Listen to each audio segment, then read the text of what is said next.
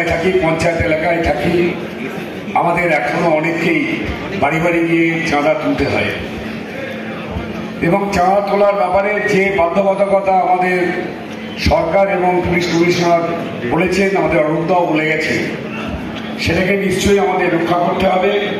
আর সাথে সাথে শুধু বলবো যে কলকাতার সঙ্গে হাওড়া যেমন পাল্লা দিচ্ছে, সেই ধারাকে বজায় রেখে এবারও আপনারা সেইভাবে শান্তি শৃঙ্খলার সাথে পুলিশ প্রশাসনের সঙ্গে সম্পূর্ণ সহযোগিতা করে আমাদের এই শারদোৎসবকে পালন করতে হবে।